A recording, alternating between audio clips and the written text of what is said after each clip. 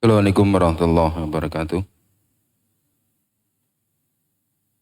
Innal hamdalillah nahmaduhu wa nasta'inuhu wa nastaghfiruh wa na'udzu billahi min shururi anfusina wa min sayyiati a'malina. May yahdihillahu fala mudilla lahu wa may yudlil fala hadiya lahu. Asyhadu an la ilaha illallah wahdahu la syarika lahu wa asyhadu anna Muhammadan abduhu wa rasuluh. Allahumma salli ala Muhammad wa ala ali Muhammad kama sallaita ala Ibrahim wa ala ali Ibrahim innaka Hamidum Majid, wa barik ala Muhammad wa ala ali Muhammad kama barakta ala Ibrahim wa ala ali Ibrahim innaka Hamidum Majid. Ya ayyuhalladzina amanu taqullaha haqqa tuqatih wa la tamutunna illa wa antum muslimun, fa inna asdaqal hadis kitabullah wa khairal hadi hadi Muhammadin sallallahu alaihi wasallam wa sharral umuri muhdatsatuha wa kullu muhdatsatin bid'ah wa kullu bid'atin dhalalah, amma ba'd. Bapak Ibu jamaah rahimakumullah, sahabat Radio Mas FM di mana saja berada, alhamdulillah pada pagi hari ini kita masih diperkenankan oleh Allah Subhanahu wa taala berkumpul di majelis ilmu di Masjid Al-Hidayah Sragen. Semoga Allah Subhanahu wa taala selalu memberikan hidayahnya, petunjuknya, sehingga kita bisa istiqamah di dalam beribadah sehingga meraih husnul khatimah. Sebagaimana Allah taala mengumpulkan kita di rumahnya di dunia, semoga Allah mengumpulkan kita di rumahnya di akhirat nanti di surganya. Kita lanjutkan kajian kita yaitu dengan kitab terjemah Cara Mudah Belajar Islam karya Syekh Abdul Harith Ali bin Abdul Hamid bin Ali Al-Khalabi Al-Athari rahimahullahu ta'ala, yang mana kita sampai di pembahasan akhir kitab ini, yaitu tentang al-maut, ya, tentang kematian. Bagaimana kematian merupakan perjalanan akhir seseorang di dunia, maka di sini beliau menutup kitab beliau tentang belajar Islam yang mudah, ya, dengan masalah kematian. Kematian adalah akhir kehidupan makhluk di dunia ini, karena tidak ada yang kekal di atas bumi ini. Akan tapi kematian bukanlah akhir dari perjalanan manusia yang sesungguhnya. Masih ada alam kubur, kemudian masih ada alam akhirat, ada surga dan neraka yang kekal abadi. Berikatulah pentingnya zikrul maut, karena akan mengingatkan orang kepada hikmah penciptaan di dunia. Kita sampai halaman 191, pembahasan ketiga, hanya amal yang dibawa setelah kematian. Seseorang yang meninggal tidak akan bawa apapun yang dimilikinya di dunia, entah itu harta, rumah, istri, anak, nama baik, atau jabatan. Yang menampinginya hanyalah amal perbuatan diri semasa hidup. Ini, jadi ketika seseorang meninggal dunia, apa yang Allah berikan di dunia dia tinggalkan. Ya. Harta benda, barang apa saja, ya, termasuk uang, perhiasan, rumah, yang sebagian manusia ya, sangat perhatian dan membangun rumahnya dengan megah. Bahkan ada orang yang membangun rumah bertahun-tahun belum selesai. Ketika selesai, dihuni setengah tahun meninggal dunia. Saya pernah dengar cerita begitu di Solo. Rumah begitu megah, begitu mewah. Ya. Dan saya diberitahu seorang ikhwan, itu satu rumahnya. Ya, kayak istana. Ya. Kemudian sekitar setengah tahun baru ditempati meninggal dunia. Tidak di bawah. Ya, istri yang sebagian orang katanya sehidup semati. Tetapi ketika pasangannya meninggal ya tidak ikut dikubur.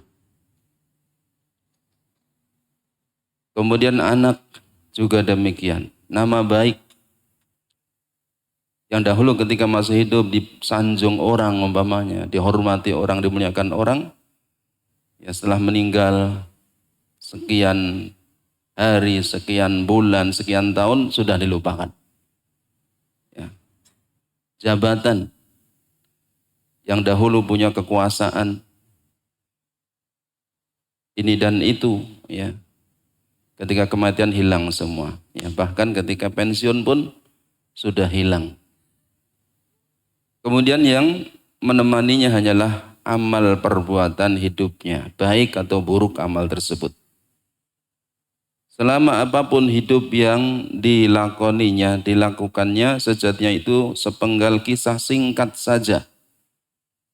Yani dunia terus berjalan dengan meninggalnya kita, tidak berhenti. Ya. Dan telah berjalan dalam waktu yang sangat panjang sekali. Bahkan sebelum kita lahir pun waktu sudah berjalan sangat panjang. Sebagaimana firman Allah Ta'ala dalam Al-Quran, Hal ata 'alal insani khinum minad dahri lam yakun syai'an madhkura. Bukankah telah lewat satu masa yang panjang bahwa manusia itu dahulu dia bukan sesuatu yang disebut-sebut. Jadi sebelum kita lahir, waktu sudah berjalan lama sekali dan kita nggak pernah disebut-sebut. Karena memang nggak ada, belum ada. Kemudian kita lahir dan tidak selamanya ketika waktu dipanggil Allah Ta'ala, setelah itu dilupakan oleh orang. Bahkan ketika orang itu meninggal dunia, dianggap adanya seperti tidak ada. Ya, ketika orang datang berkematian, ya, iki ora onone jam piro iki? Ora onone jam piro? Padahal orangnya ada, mayatnya ada, dianggap enggak ada. Ora onone jam piro iki? Demikian pula rumah yang dia bangun, dia ingin segera diusir. Kapan diangkat kayak gini? Ya kan?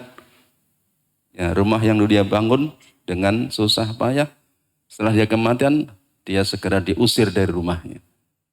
Kapan diangkat kayak gini? Begitulah perjalanan hidup manusia. Hanya amal perbuatan yang akan setia menemaninya. Di sini disebutkan hadis dari sahabat Anas bin Malik radhiyallahu anhu bahwa Rasulullah sallallahu alaihi wasallam bersabda, di antara faedah seseorang menghadiri majelis ilmu, belajar ilmu, belajar ayat, belajar hadis, seseorang akan banyak bersalawat kepada Nabi Muhammad sallallahu alaihi wasallam. Berapa kali kita menyebut nama beliau, berapa kali kita baca hadis beliau. Dan termasuk adab atau bahkan sebagian ulama mengatakan kewajiban. Ketika seseorang menyebut nama beliau atau mendengar nama beliau harus diiringi dengan salawat Nabi sallallahu alaihi wasallam. Dan salawat Nabi ini amalan yang sangat besar, pahalanya ringan dilakukan. Dan orang yang mengucapkan tidak akan kehilangan apa-apa. Tetapi sebagian orang bakhil bersalawat kepada Nabi sallallahu alaihi wasallam. Nabi SAW bersabda, yatba'ul mayyita thalathatun. Ada 3 yang mengantarkan mayit. Maksudnya mengantarkan mayit ke kuburannya. Fayarji'u ithnan. Kemudian 2 di antaranya kembali. Ya, kembali ke rumahnya. Atau kembali ke tempat asalnya. Wa yabqa ma'ahu wahid. Sedangkan yang 1 lalu mengikutinya. Yabqa, yakni tinggal bersamanya. Apa ketiga tersebut yang mengikuti? Apa yang kembali? 2 yang kembali dan 1 yang menetap. Yadba'u ahluhu wa maluhu wa amaluh.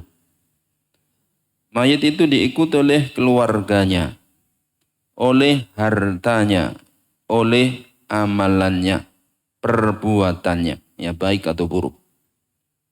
Mayit itu diikuti oleh keluarganya, mungkin anaknya ikut mengantarkan, cucunya mengantarkan, ya. Kalau seorang wanita ya suaminya mengantarkan, keluarganya mengantarkan, wa maluh dan hartanya. Ya, bagaimana harta mengantarkan? Ya. Kata para ulama zaman dahulu seperti budak-budak. Budak-budak ikut mengantarkan. Ya. Kalau zaman sekarang mungkin mobilnya ikut mengantarkan. Ya. Wa amaluhu, kemudian perbuatannya, amalannya ikut mengantarkan dia. Fayarji'u ahluh wa maluh. Kemudian keluarganya pun kembali. Hartanya kembali.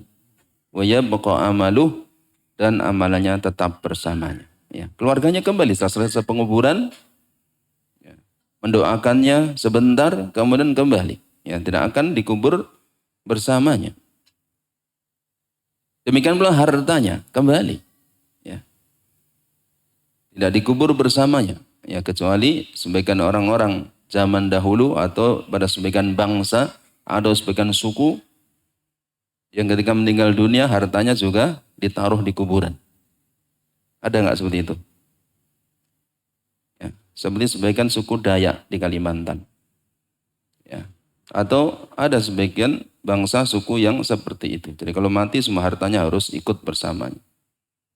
Ya. Sehingga zaman dahulu dikenal ada orang-orang yang pekerjaannya itu merampok kuburan. Jadi mencari kuburan-kuburan kemudian merampoknya karena banyak perhiasan di sana. Kemudian yang tinggal bersama adalah perbuatannya, baik ataupun buruk. Ya. Di dalam hadis yang lain, Nabi SAW menjelaskan bahwa jika amal itu kebaikan, amal akan mendatanginya dengan wajah seorang yang menyenangkan, membawa kabar gembira. Sebaiknya jika amalannya buruk akan datang dengan wajah yang menakutkan, menyeramkan.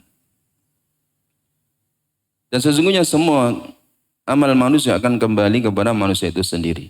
Allah Ta'ala mengatakan dalam Al-Quran, dalam surat Al-Muzammil ayat 20, وَمَا تُقَدِّمُوا لِأَنفُسِكُم مِّنْ خَيْرٍ تَجِدُوهُ عِندَ اللَّهِ هُوَ خَيْرًا وَأَعْظَمَ أَجْرًا. Wa ma tuqaddimu, dan apa saja yang kamu persembahkan, apa saja yang kamu perbuat, li anfusikum, untuk diri kamu, min khairin, yang berupa kebaikan, tajiduhu indallahi, kamu akan mendapatinya di sisi Allah Ta'ala, huwa khairan, itu lebih baik, wa a'zama ajra, dan lebih besar balasannya. Jadi ketika seseorang berbuat baik, sesungguhnya dia berbuat baik pada dirinya sendiri. Allah mengatakan, man amila salihan fali nafsihi wa man asa'a fa 'alaiha. Barang siapa yang berbuat baik, maka kebaikannya untuk dirinya sendiri. Barang siapa yang berbuat buruk, maka kerugiannya untuk dirinya sendiri. Inilah agama yang mengajarkan keadilan. Ya, bukan agama yang mengajarkan ya kamu kalau sudah ikut ini semua dosamu ditebus. Ya, enggak. Ya, kalau begitu nanti orang berbuat seenaknya sendiri. Tapi Islam mengajarkan setiap orang tanggung jawab dengan perbuatannya masing-masing. Kullu mri'in bima kasabarohin. Setiap orang bertanggung jawab terhadap perbuatannya masing-masing. Ketika orang berbuat baik, walaupun sangat sedikit, sangat kecil, ketika dia ikhlas, ketika dia iman, maka akan mendapatkan balasannya lebih baik, lebih besar isi Allah Subhanahu wa taala. Allah mengatakan wa may ya'mal mithqala dzarratin khairan yarah. Barang siapa yang beramal kebaikan seberat dzarrah, dia akan melihatnya. Dzarrah itu istilah dalam bahasa Arab yang artinya sesuatu yang sangat kecil. Oleh itulah dalam bahasa Arab semut kecil itu disebut dzarrah dalam bahasa Arab. Ya, mungkin kita sebut dalam bahasa Jawa semut pudak, nggih. Sing sepuh-sepuh biasanya, sing nom opo nggih. Semut pudak. Semut yang begitu kecil. Itu bahasa Arabnya dzarrah. Demikian pula kalau kita berada dalam rumah, kemudian ada sinar masuk. Sinar masuk ke dalam rumah, kemudian di sinar itu kelihatan ada sesuatu yang terbang-terbang. Kayak debu terbangan. Itu kan nggak ada bobotnya, tapi ada wujudnya. Itu dalam bahasa Arab juga disebut dzarrah. Ketika orang berbuat apapun, baik, kebaikan atau keburukan, walaupun wujudnya seperti dzarrah, seberat dzarrah, akan ada balasan. Tidak ada yang hilang. Allah Ta'ala Maha mengetahui. Allah merintahkan malaikat merekam, menulis semua amal perbuatan manusia. Astaghfirullah innallaha ghafurur rahim. Astaghfirullah, mohonlah ampun kepada Allah. Sesungguhnya Allah Ta'ala itu Ghafur, Maha Pengampun, Rahim, Maha Pengasih. Perintah untuk istighfar. Sebagian ulama meneliti ayat-ayat Al-Quran tentang isi dakwah semua nabi, semua rasul, kemudian menyimpulkan bahwa perintah istighfar ini adalah perintah semua nabi dan rasul kepada umatnya. Seluruh para nabi rasul memerintahkan tauhid, mengisahkan Allah Subhanahu wa taala dalam hak-hak khususnya. Semua nabi dan para rasul memerintahkan bertakwa kepada Allah, menjaga diri dari siksa dan murka Allah, memaksanakan perintah menjauhi larangan. Semua para rasul mengajak, memerintahkan umatnya untuk ittiba kepada rasul tersebut, mengikuti rasul tersebut. Kemudian yang keempat, semua para nabi, para rasul memerintahkan umatnya istighfar kepada Allah Subhanahu wa taala. Nabi Nuh, Nabi Hud, Nabi Saleh, Nabi Ibrahim, ya, termasuk Nabi Muhammad alaihi wassalatu wassalam. Dan kita semua butuh untuk istighfar kepada Allah Ta'ala karena kita manusia. Nabi SAW mengatakan, kullu bani Adam khata'un, khairul khata'in at-tawwabun. Semua manusia itu khata'. Khata' itu sighah mubalaghah. Artinya bentuk yang menyangatkan. Artinya banyak berbuat salah, banyak berbuat dosa. Ya. Nabi tidak mengatakan kullu bani Adam khati'. Kalau khati', orang yang berbuat salah. Orang yang berbuat kekeliruan. Nabi tidak mengatakan khati'. Nabi mengatakan khata'. Artinya banyak berbuat salah, banyak berbuat dosa. Dan Nabi mengatakan kullu bani Adam, semua. Kullu menunjukkan semua. Semua anak-anak Nabi Adam. Itu banyak berbuat salah, banyak berbuat dosa. Oleh karena itulah Allah Ta'ala dalam Al-Quran mengisahkan tentang taubatnya para nabi-nabi dari kesalahan mereka. Allah sebutkan, kisahkan taubatnya Nabi Nuh. Allah sebutkan taubatnya Nabi Adam alaihissalam bahkan dalam Al-Quran. Kemudian Nabi Dawud alaihissalam, Nabi Musa alaihissalam. Juga Nabi Yunus alaihissalam dan lain sebagainya. Kalau mereka para nabi, para rasul istighfar kepada Allah Ta'ala, bagaimana dengan selain para nabi, para rasul? Lebih butuh untuk istighfar kepada Allah Ta'ala. Wa khairul khata'in at-tawwabun. Dan sebaik-baik orang yang banyak berbuat kesalahan adalah orang-orang yang banyak bertaubat. Ya. Nabi tidak mengatakan wa khairul khata'in at-ta'ibun. Dan sebaik-baik orang yang banyak berbuat salah adalah orang yang bertobat. Tidak. Tapi orang yang banyak bertobat. Nabi mengatakan at-tawwabun. Orang yang banyak bertobat. Ya. Innallaha ghafurun. Sesungguhnya Allah Ta'ala ghafur. Ghafur. Ghafur salah satu nama Allah Subhanahu wa Ta'ala. Demikianlah Ghafar. Salah satu nama Allah Subhanahu wa Ta'ala. Artinya Maha Pengampun. Nama Allah Ghafur. Ghafar memiliki sifat maghfirah. Memiliki sifat maghfirah. Memberi ampun. Memberi ampun. Tetapi sifat Allah Ta'ala memberi ampun ini, ya, sebagian kaum muslimin ketika mereka mempelajari tentang sifat-sifat Allah, kemudian membatasi sifat Allah itu 13 sifat wajib atau 20 sifat wajib bagi Allah, tidak ada sifat maghfirah di sana. Tidak ada sifat maghfirah di sana. Padahal dalam Al-Quran banyak sekali sifat maghfirah. Allah memberikan ampun. Orang yang bertobat. Orang yang istighfar. Orang yang mengikuti sunnah Nabi. Ini termasuk perkara yang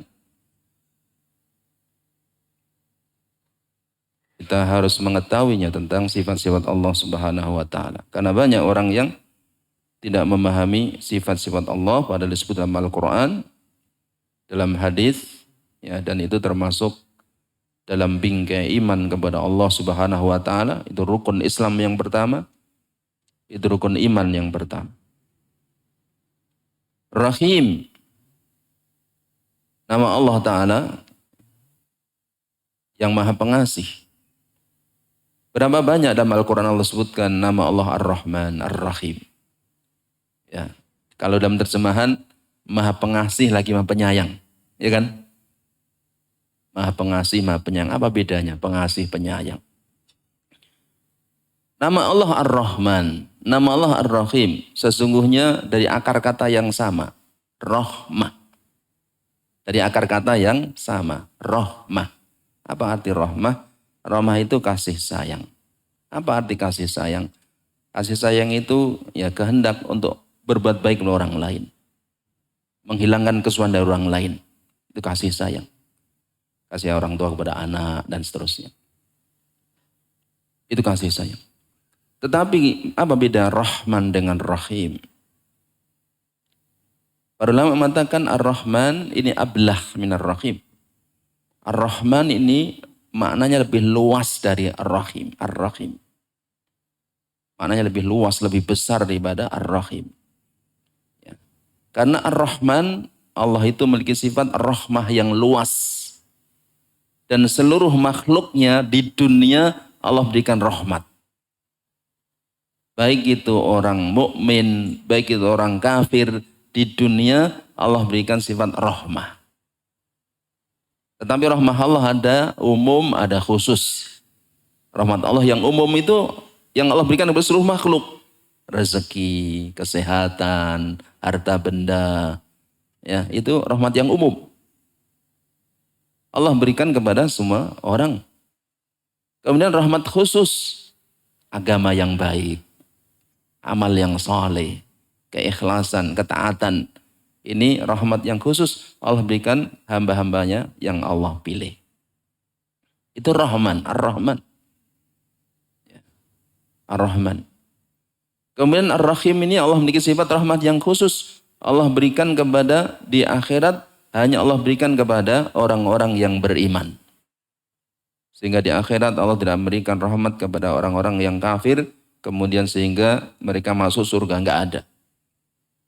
Atau mereka masuk neraka kemudian keluar dari neraka, enggak ada kalau orang kafir. Tapi kalau orang mukmin Allah akan berikan. Nama Allah Ar-Rahman, Ar-Rahim mengandung sifat Ar-Rahmah. Sekali lagi ini tidak ada dalam sifat 13 sifat wajib. 20 sifat. Ya, mungkin kita ada yang jadi guru agama. Ya, kan tahu kan ada sifat 20, sifat 13, sifat wajib. Sifat rahmah nggak ada di situ. Kenapa nggak ada? Kenapa ditinggalkan ini sifat Allah yang sangat agung sekali. Yang banyak disebut dalam Al-Quran. Bahkan setiap orang membaca surat Al-Quran ada kalimat Bismillahirrahmanirrahim selain surat At-Taubah. Kemudian berikutnya yang perlu dilakukan menjelang ajal. Saat ajal datang menjemput, hendaklah seorang muslim berprasangka baik kepada Allah Subhanahu wa taala. Dan yakinlah bahwa Dia Maha Pengampun lagi Maha Penyayang. Nabi SAW bersabda, "La yamutanna ahadukum illa wa huwa yuhsinu billahi dzan." Janganlah salah seorang dari kalian meninggal dunia sebelum berprasangka baik kepada Allah. Ya. Ini kata-kata sebelum lebih tepat diartikan dengan kecuali. Ya. Kecuali.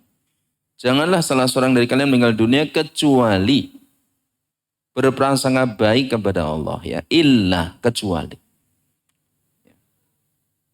Jadi ketika orang itu akan menghadapi kematian, seorang muslim, seorang mukmin, hendaklah dia berprasangka baik kepada Allah Ta'ala. Bahwa Allah akan mengampuni dosanya, Allah akan menerima amalannya, Allah akan mengasihinya. Hendaklah dia berprasangka baik kepada Allah Ta'ala. Kenapa? Karena Nabi SAW bersabda, Allah Ta'ala berfirman dalam hadis qudsi, dari Imam Bukhari Imam Muslim, "Ana inda dhani abdi bi." Aku, Allah Ta'ala, berada pada persangkaan hambaku kepadaku. Jika hamba itu berprasangka baik kepada Allah, Allah akan berbuat baik pada dia. Jika hamba itu berprasangka buruk kepada Allah, begitulah yang akan dia terima. Maka hendaklah dia berprasangka baik kepada Allah Subhanahu wa Ta'ala. Tetapi Al-Imam Ibnu Qayyim menjelaskan bahwa orang itu bisa berprasangka baik kepada Allah jika orang itu berbuat baik. Kalau dia itu biasa berbuat baik, dia bisa berprasangka baik kepada Allah. Tapi kalau orang itu selalu dia kufur kepada Allah, selalu menentang Allah, bagaimana dia akan berprasangka baik kepada Allah? Tidak bisa dipahami, ya? Maka hendaklah orang berusaha beriman kepada Allah, beramal kepada Allah, sehingga dia berprasangka baik kepada Allah kemudian. Dan Allah akan sesuai dengan apa yang dia sangka. Bahwa Allah akan mengampuni dosanya, menerima amalannya, dan seterusnya.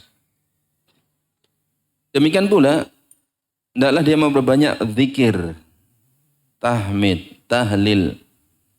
Ya. Nabi SAW bersabda, dalam hadis Imam Abu Dawud dari sahabat Abu Darda radhiyallahu anhu, "Man kana akhiru kalamihi la ilaha illallah dakhalal jannah."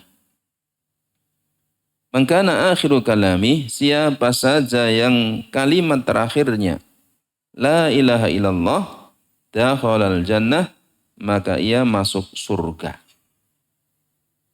Ia masuk surga.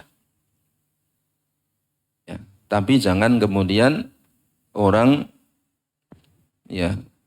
menduga bahwa dia bisa akan mengucapkan la ilaha illallah dengan tanpa ada usaha berbuat baik sama sekali. Ya. Aku rasa ngaji, aku rasa sholat, ya, aku rasa nindakake apa-apa ning kowe aku arep mati yo. Dilingke yo. Maca la ilaha illallah.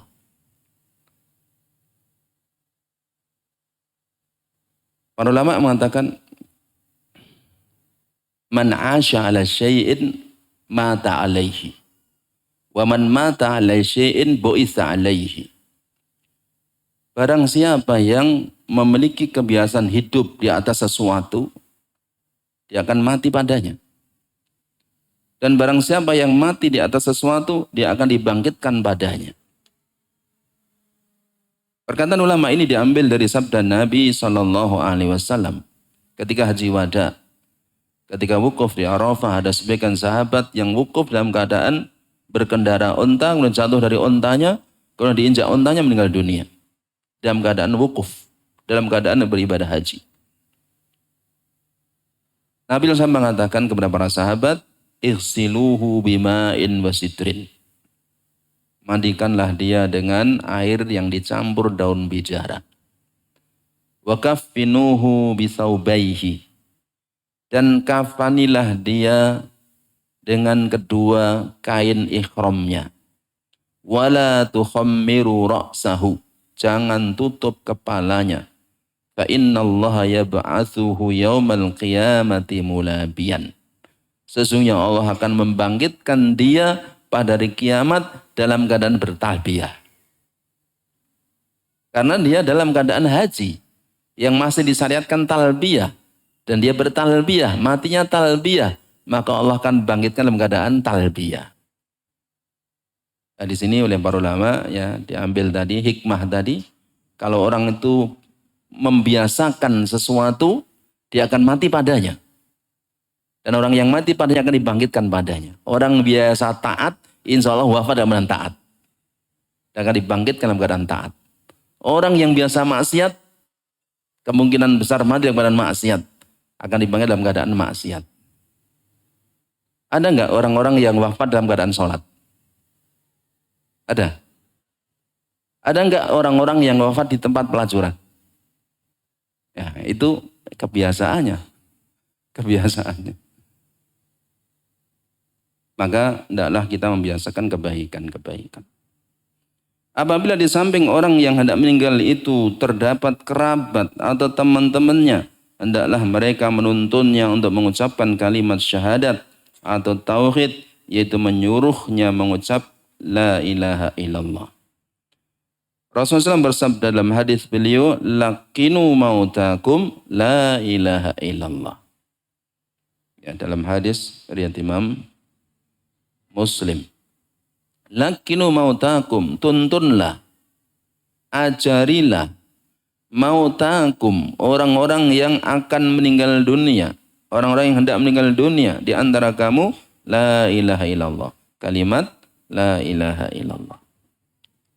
Inilah talqin yang diperintahkan oleh Nabi SAW.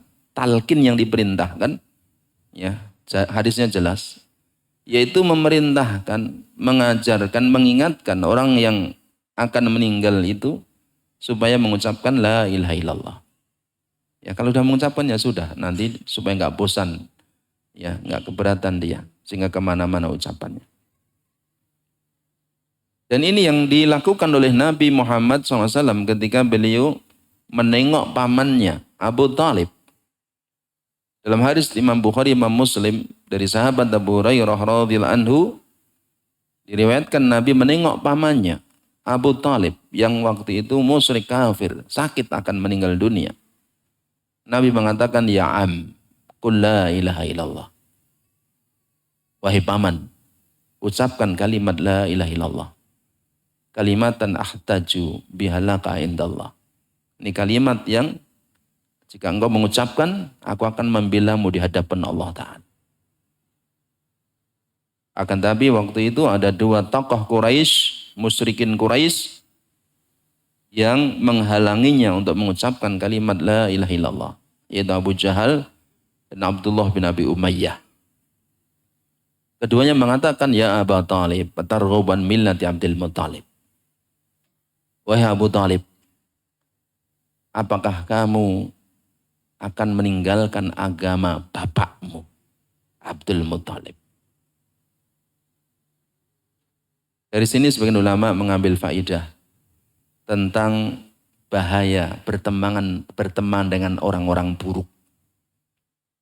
Kenapa? Karena Abu Talib diajak oleh Nabi masuk Islam, dihalangi teman-temannya.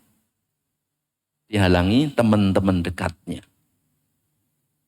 Demikian pula di sini ada faedah tentang bahaya mengagungkan nenek moyang yang berada di dalam kesesatan. Berapa banyak orang itu sesat dengan sebab pengagungan terhadap nenek moyang. Ya kan? Ya. Oleh karena itulah Abu Jahal Dan Abdullah bin Abi Umayyah ini menghalang Abu Talib untuk masuk Islam dengan alasan mengagungkan nenek moyang. Apakah kamu akan meninggalkan agama bapakmu, Abdul Muttalib? Dari hadis ini kita juga mengetahui bahwa orang Arab jahiliyah punya agama. Punya agama. Ini kadang-kadang banyak orang Islam nggak tahu. Dikira orang Arab jahiliyah, orang-orang kafir Quraisy yang menentang dakwah Nabi SAW, yang mengingkari Al-Quran, mengingkari hari kiamat, dikira nggak punya agama. Padahal mereka punya agama. Agama nenek moyang. Yang nggak ada kitabnya. Tapi ada keyakinan-keyakinan lewat omongan-omongan mereka. Yang Abu Jahal dan Abdullah bin Abi Umayyah menjadikan alasan ya supaya Abu Talib tidak meninggalkan agama nenek moyangnya. Punya agama. Dan ayat Al-Quran jelas dalam surat Al-Kafirun, lakum tinukum waliyatin. Ya, ini Nabi menunjukkan kepada orang-orang musyrik Arab. Lakum tinukum waliyatin. Mereka punya agama, walaupun nggak punya kitab suci. Tapi mereka punya keyakinan-keyakinan, punya adat-adat yang syirik. Itu yang diperintahkan Nabi SAW atau dikatakan oleh Nabi SAW kepada pamannya. Tapi pamannya tidak mengucapkan kalimat La ilaha illallah. Adapun talqin yang dilakukan sebagian kaum muslimin, yaitu setelah selesai penguburan, kemudian ada orang yang mengajari, nanti kalau ditanya malaikat jawabnya begini. Ya, ini mereka sebut talqin. Tapi talqin ini yang benar tidak dituntunkan. Mungkin ada di daerah antum yang begitu. Ada enggak? Ada. Ada. Ada. Ada. Oh, orang nek suara belas. Ada ya. Saya juga pernah layat itu ya Pak Mutinya. Mungkin yang ditakoni mang jawab ngeten. Padahal ini kan ujian, kok dikai japlaan piye? Ujian ya dewi-dewi. Ora entuk di sontek kayak sontekan. Ya. Mungkin di dunia saja murid yang nyontek itu bisa dicoret dari ujian. Nggih, Pak Guru nggih. Enggak boleh itu.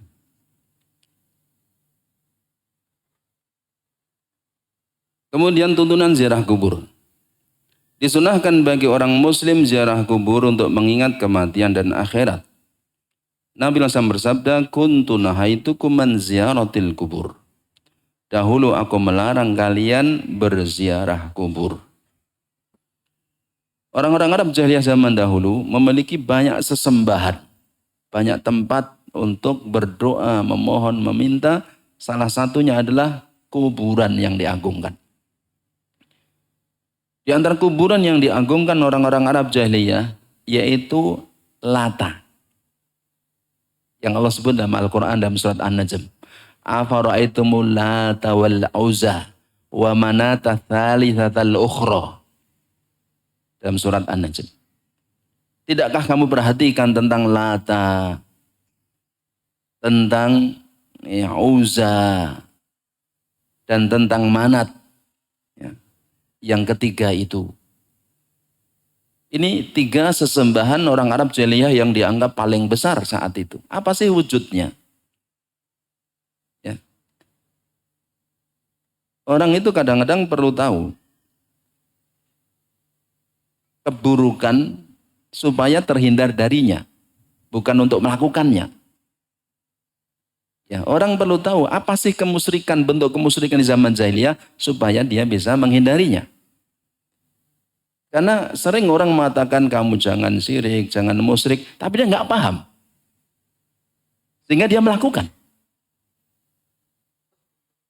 Ingatlah di antara perkataan sahabat Hudzaifah bin al-Yaman, beliau mengatakan,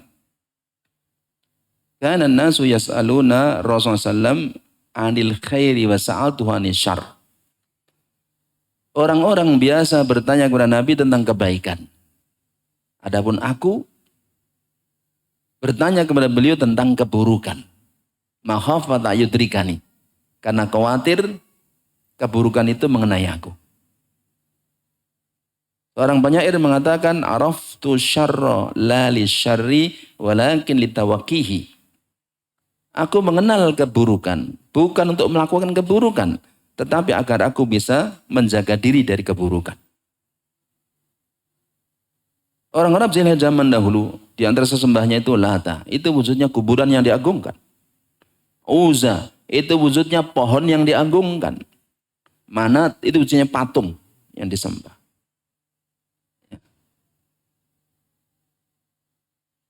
Itu di antara wujud kuburan yang disembah di zaman dahulu. Oleh karena itulah di awal-awal Islam Nabi melarang ziarah kubur. Karena orang-orang biasa minta kepada penghuni kubur. Bahkan sampai sekarang sebagian masyarakat yang nggak paham agama, kalau akan menikah umpamanya, nduk gue juk pengestu nduk ngenimbahi kono. Gimana? Gimana? Saya pernah mendengar sendiri, kan juk pengestu ngenimbahi kono. Saya nggak paham. Oh ternyata suruh membawa air kembang ke kuburan. Juk pengestu ngenimbahi. Itu nggak boleh. Ya. Kita nggak tahu, jangan-jangan orang yang dikubur itu sedang disiksa di kuburan, malah dijalui. Mikir awake dhewe semumet kok malah dijalui. Kita nggak tahu apa yang terjadi di sana. Nggak boleh, itu syirik. Maka Nabi melarang di waktu itu. Tetapi fazuruha. Sekarang silahkan ziarah kubur.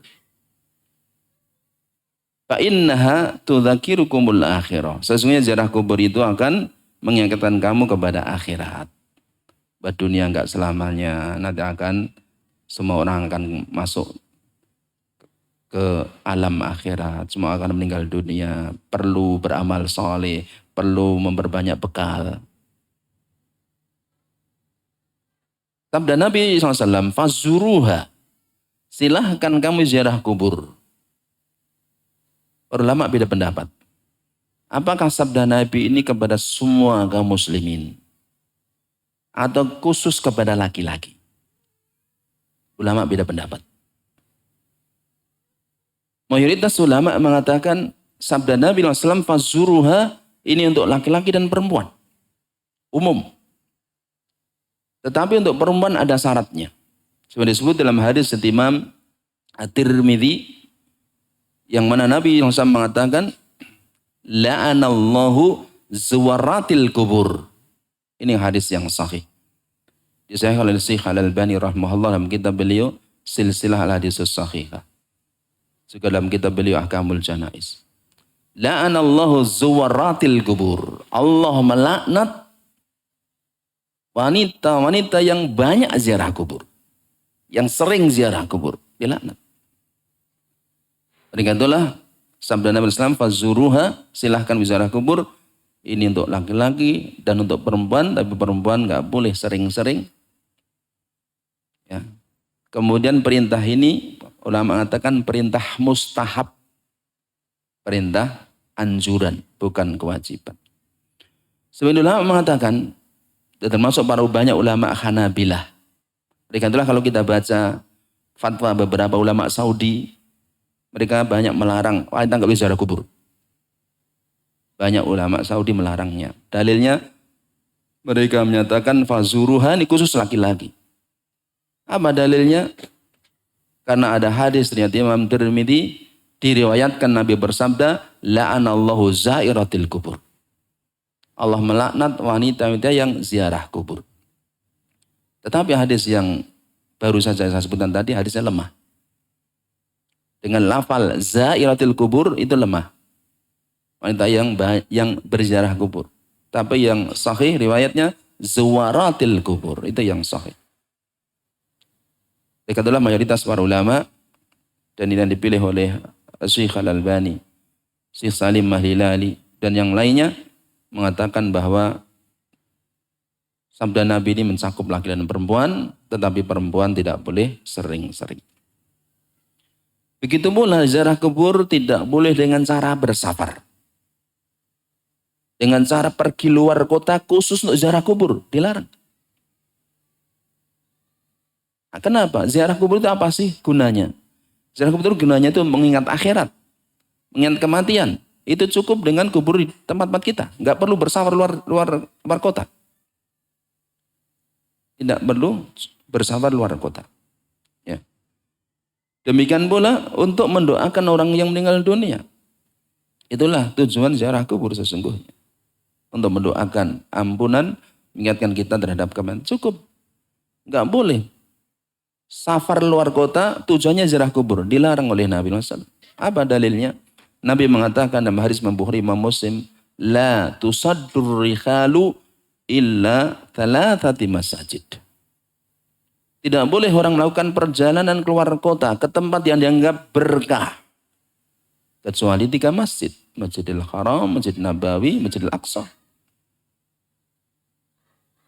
Oleh karena itulah para ulama mengingkari orang yang pergi ke Madinah niatnya ziarah kubur Nabi. Diingkari. Terkena hadis ini. Dan terus bagaimana yang benar? Ke Madinah niatnya ziarah Masjid Nabawi, kemudian ziarah kubur Nabi.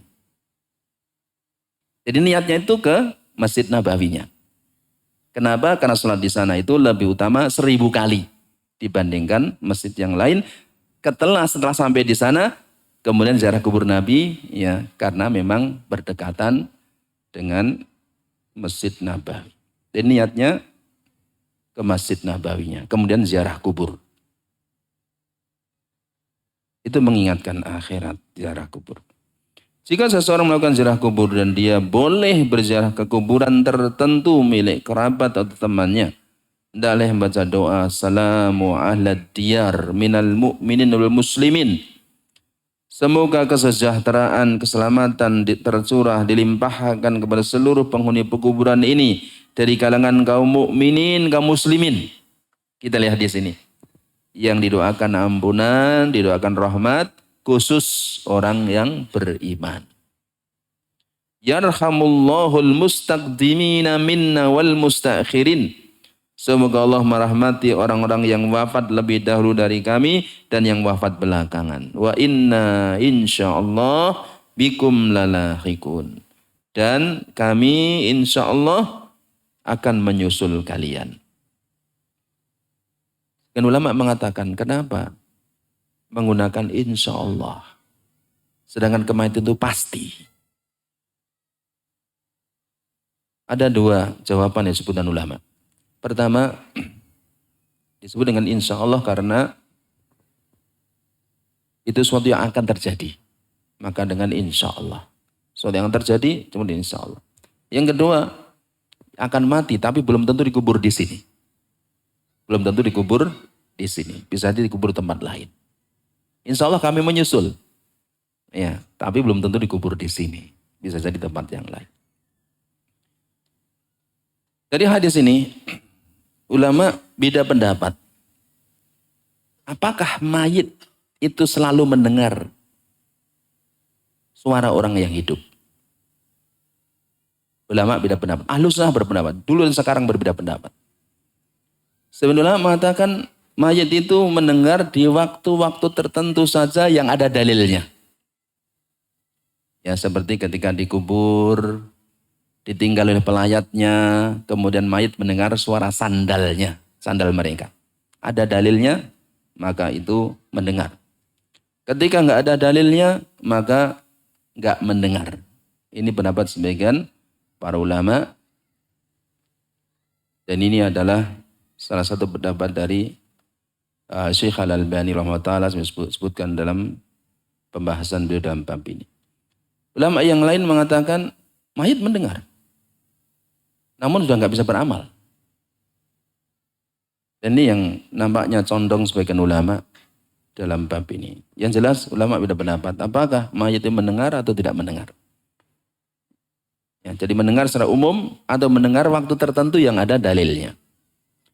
Tetapi ulama sepakat Baik mayit itu mendengar atau tidak mendengar, tidak boleh orang minta tolong kepada mayit.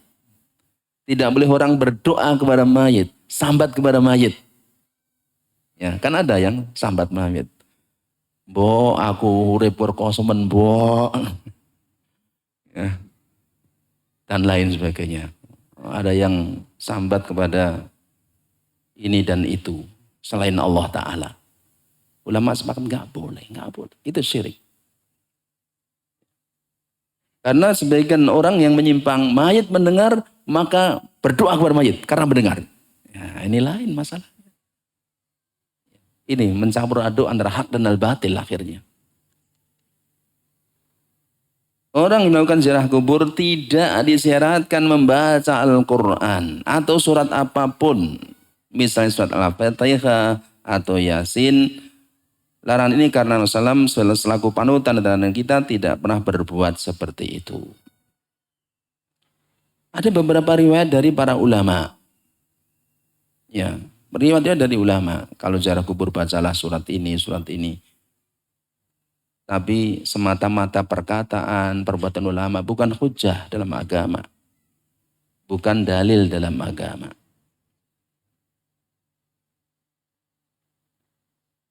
Karena ini masalah agama. Masalah agama itu adalah dengan dalil, dengan tuntunan. Dengan dalil, dengan tuntunan. Sebagian orang mengatakan, loh kan orang larangan nih. Larangannya itu adalah larangan berbuat bid'ah dalam agama. Menambah-nambah ajaran agama sudah lengkap dan sempurna. Ya. Allah mengatakan agama sempurna, Nabi mengatakan agama sempurna, para sahabat mengatakan sempurna. Kamu menganggap belum sempurna? Ini, jadi sebagian mereka mengatakan, Nabi nggak pernah berbuat bukan berarti nggak boleh. Ya, Nabi nggak pernah naik haji dengan pesawat terbang. Ya kan? Ada yang mengatakan begitu. Itu kan masalah duniawi. Ya. Untuk maslahat dunia itu nggak masalah. Tapi masalah akhirat, masalah ibadah harus dengan dalil. Karena akal kita nggak bisa menjangkaunya. Ya demikian yang kita sampaikan. Ya.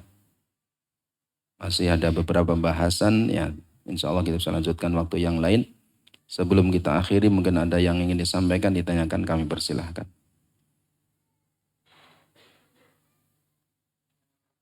Iya, monggo.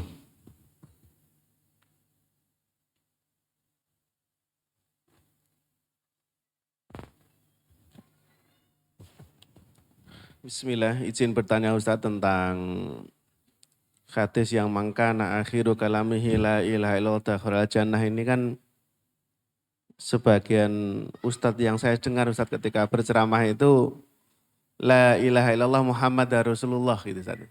Nah ini yang benar bagaimana Ustadz, apakah cukup sesuai dalil ini kita menuntun dengan kalimat la ilaha illallah ataukah disempurnakan sampai Muhammad Rasulullah? Makanya Ustadz. Semua hadis dalam bab ini itu dengan la ilaha illallah saja. Tetapi kalau orang melengkapi juga nggak masalah. Jelas nggak? Hadis-hadis yang berhubungan dengan bab ini hanya la ilaha illallah. Tapi kalau orang melengkapi nggak masalah. Ya, dengan syahadat nggak masalah. Ya karena syahadat otomatis di sana diucapkan kalimat la ilaha illallah. Jelas nggak? Ya.